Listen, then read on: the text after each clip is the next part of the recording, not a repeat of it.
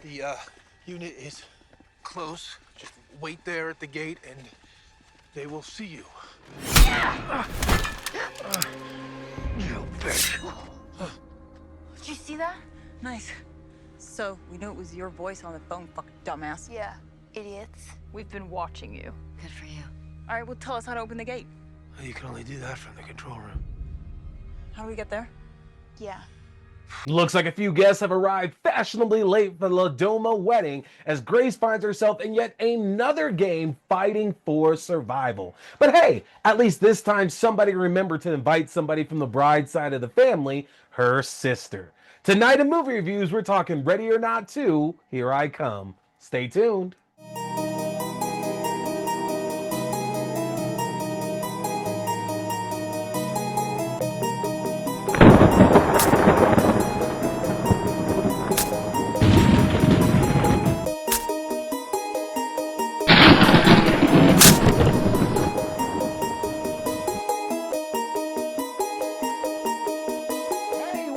Scary movie people, welcome to the show. I appreciate you tuning in for another brand new review. It is still movies week, and following up from talking Undertone the other day, we're headed right back into theaters to talk yet another film right now that's making its rounds on the big screen for you all to catch. Folks, tonight in movie reviews, we are talking Ready or Not 2, Here I Come. I am stoked to talk about this one with y'all. The first film is one that predated me starting this show up and honestly likely would have been featured on the podcast had I been running it back around this time. But it is one of the last films I got a chance to go see in theaters before the world shut down. So this franchise holds a very special place in my heart when it comes to keeping my sanity. And we're going to dive into all the bloody action the sequel has for you tonight, folks. But before we get there, make sure you are hitting that subscribe button, hit that follow button no matter where you are tuning in here. Subscribe if you like yourself some horror reviews, interviews, news, whatever, folks. Like I said, it is movies week, so this week I'm still trying to get through a mix of movies, including 1978, Night Patrol, The Bride. We got Dolly, the AMC Scream Unseen tonight, which I assume is going to be They Will Kill You, but I'm not entirely sure. I got a lot of stuff I'm going to try to get through this week. I'm not going to hit all of it, but if you want to see what I do get through, again, hit that subscribe button, hit that follow button, so you can stay on top of all the horror goodness that I'm bringing your way. But let's not waste any more time. Let's jump right on into things here tonight. Folks, we are talking Ready or Not 2, Here I Come. So, after surviving an all-out attack from the Ladoma family, Grace discovers she's reached the next level of this nightmarish game, and this time with her estranged sister Faith by her side. To survive, Grace must keep Faith alive and claim the high seat of the council that rules the world. But 4 rival families are also hunting for the throne, and whoever wins will rule it all. And there it is, folks. That is Ready or Not 2, Here I Come. Now, the first film had a very simple plot for us to follow along. Grace, played by Samara Weaving, married into this family that in order to keep their power, they have to do a sacrifice to the devil. I don't know if it's every century, every few years, whatever the case is, they have to continually make sacrifices to the devil in order to hold on to their power. And due to the game that Grace picked, which was hide and seek, the family had to sacrifice her. They had to spend the entire night trying to hunt her down and kill her to make their grand big display, their gesture to Mr. Labile, the devil.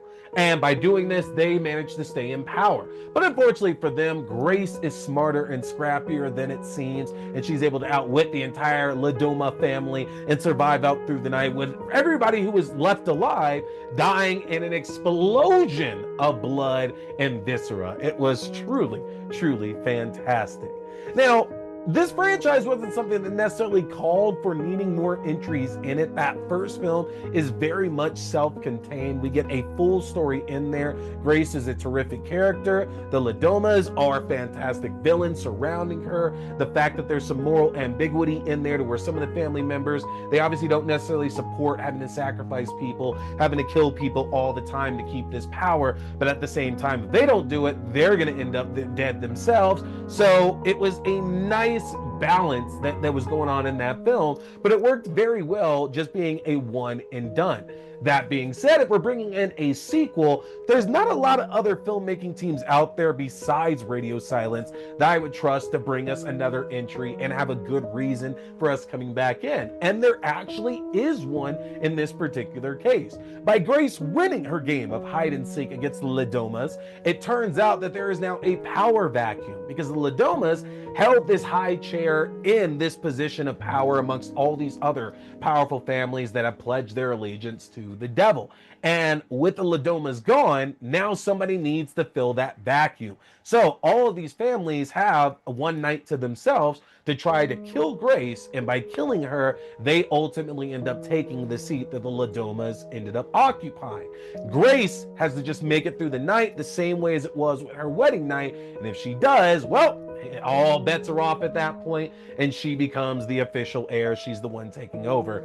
At least that's the way that it's made out to seem to be. We're going to talk a little bit about some issues with that a little bit later on. But the plot, again, in this one is very straightforward and very simple and easy to digest as well. And that's one of the good things that is going here for this franchise thus far. Even though there is some intriguing, some very, very interesting mythology that I think a lot of us would love to see explored in later entries, depending on how far this franchise ultimately goes. The thing is that we're given just enough to where we have the answers to the questions that we need, and it still manages to make everything that's coming up in the film still all the more interesting and intriguing to watch as well. So Radio Silence is able to nail a good reason for us revisiting this franchise, and that's more important over anything else at all.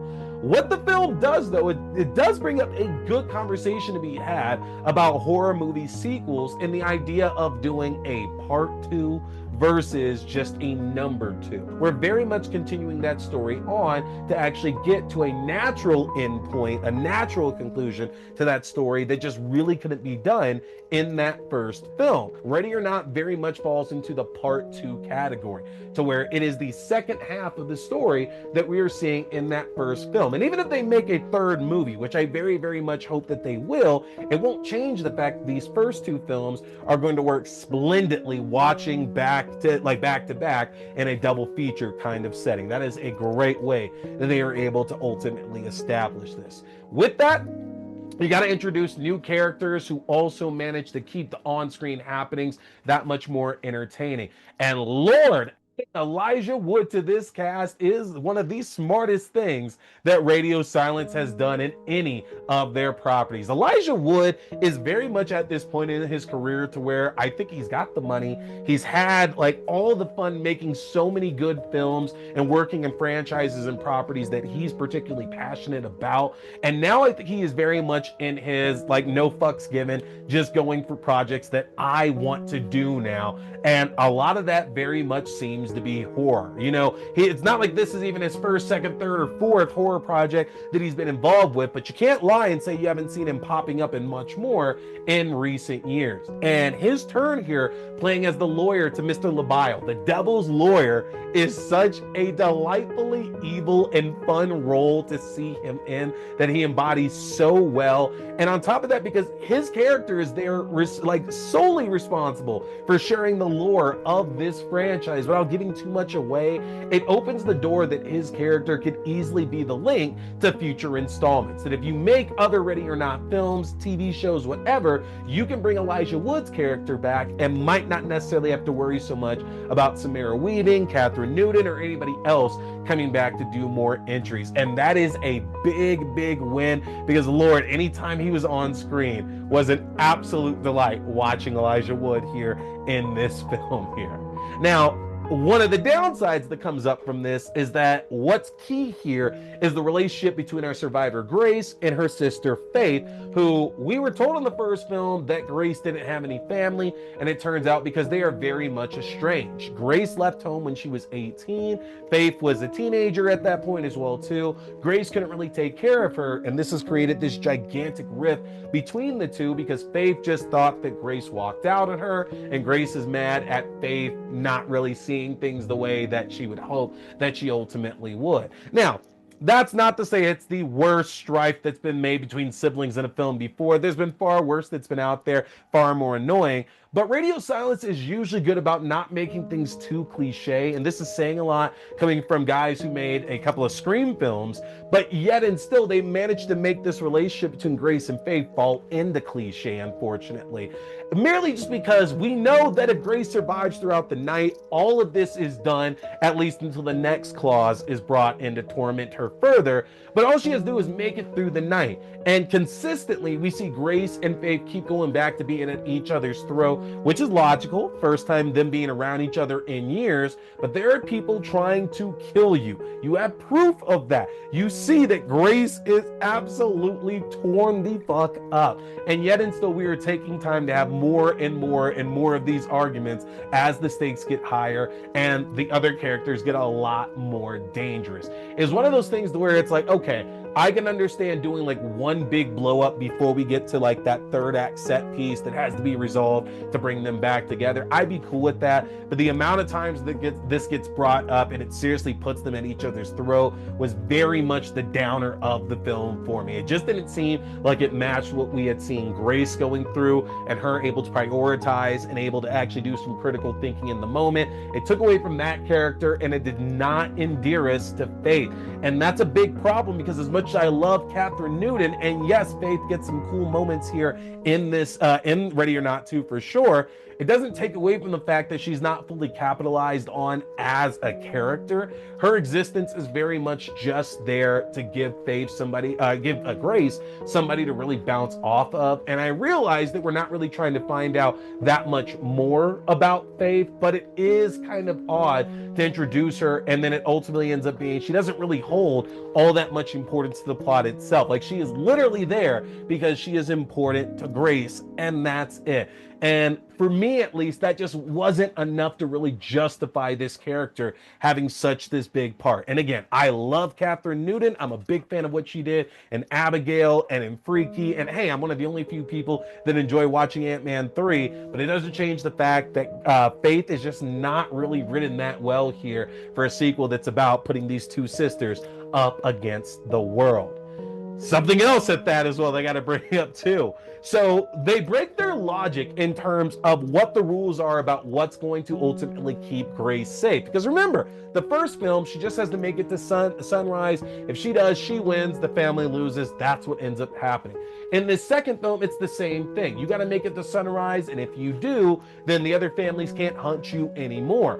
But there is a plot twist that's introduced fairly earlier on that if Grace marries somebody else, one of these other families who are hunting her, then again, that stops things from happening at that point. And then that family becomes the high seat and then they control everything that's going on. But the question comes from there, well, what happens after? They get married, does that mean they can just immediately kill Grace or whatever? And we address that question later on here in the film, but the problem is it then invalidates the entire film. And I say that because if there's this idea that Grace is allowed to rule like without a partner, she doesn't need to have a king, she doesn't need a boyfriend, girlfriend, whatever the case is, she doesn't need a partner, she's able to rule all this power completely by herself, then why does there need to be a hunt? Why does there need to be a battle? She just survived her game. That makes her the sole heir of the Lodoma fortune and high seat at this point. And these other families who are vying for it, it just seems weird that immediately it's right back on the line there. She already proved it, so it just feels like this is a case to where they forgot about their own logic that they set up.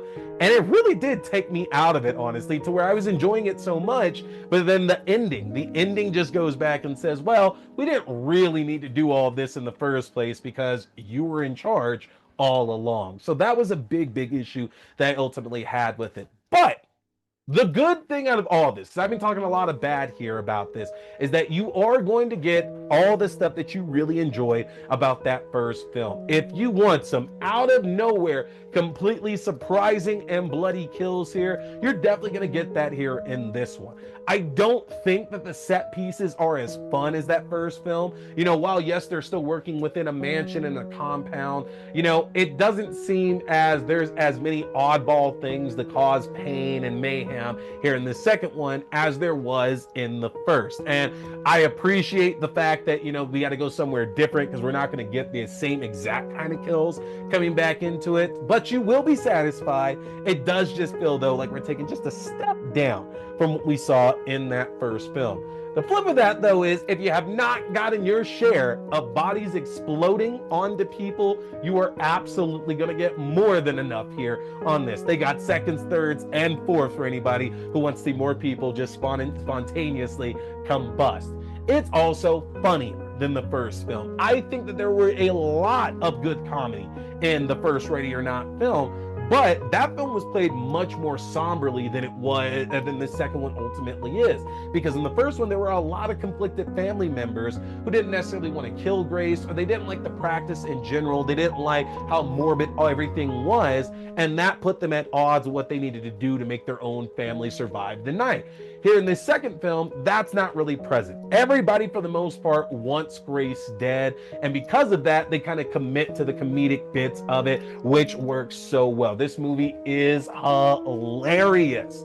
As for the other big names joining up, Sean Hattie, Sarah Michelle Gellar, great additions here to the cast as well, too.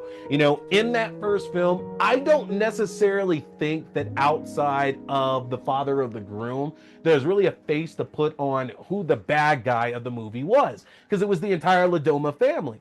Here in Ready or Not, while everybody is Ready or Not 2, while everybody is hunting Grace, it's very clear that Gellar and Hattie's character, these are the two that are spearheading everything. They're the ones who have shown that they have the most to lose here from not catching and killing Grace, and they're the ones who have the most to gain. And as we're slowly setting up, seeing which of the two is crazier, which of the two is more evil, which of the two is more depraved, that is good development that we get here over the course of the film.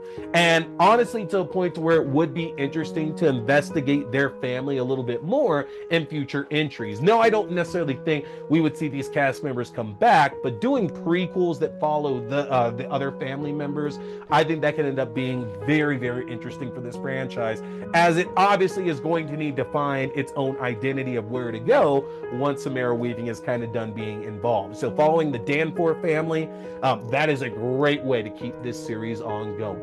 I had a lot of fun here with Ready or Not 2. I don't think it's better than its predecessor, but what I do think it does is make its predecessor better. Ultimately, these two films, like I said, work very, very well as a double feature, telling two parts of the same story. One is very much needed to complement the other. And before the existence of this film, like I said, the original Ready or Not works perfectly by itself. But now with this second film, I would fully tell anybody that they need to watch both of these movies to get a true appreciation for it. Ready or Not 2, here I come, ultimately is getting a 3.5 stars out of 5. This is one that I definitely think you're gonna have a lot of fun checking out in theaters, but if you're a little bit more into the lore like I found myself getting after numerous watches of that first film, then there's gonna be some things that just don't jive too well what you've seen established thus far.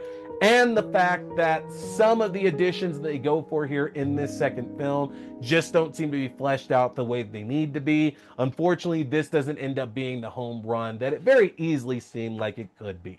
With all that said, bring on our third film. These movies are incredibly cheap to make, so I have to imagine there is a plan in place sooner than later, not another 6.5 years, to get us another one of these. Hopefully this is something we're gonna get by 2028. Tell Radio Silence, let them know on social media you wanna see it, go and see it in theaters right now, because that's where it's at, the way to support it, and to show folks that you do wanna see a third one. But if you want to stay on top of all the other reviews that I'm going to be dropping this week, then make sure you're hitting that follow button, hit that subscribe button, or go to my link tree at linktr.ee/T-Scary-Movie. If you get subscribed, they'll give you access to all of my channels where all of my horror content, including reviews, interviews, news, and much more are available for all of you to go and see. And like I said, I have an AMC Scream Unseen coming up tonight because I'm recording this here on Monday, March 23rd. I have a feeling, again, it's going to be They Will Kill You. I don't know what else it could possibly be, but y'all can definitely let me know what you think this one's going to end up turning out to be for me now. That being said, that is it for me tonight. I appreciate y'all tuning in yet again for another review. Plenty more coming your way this week. My name is T. We're talking scary movies Stay scared.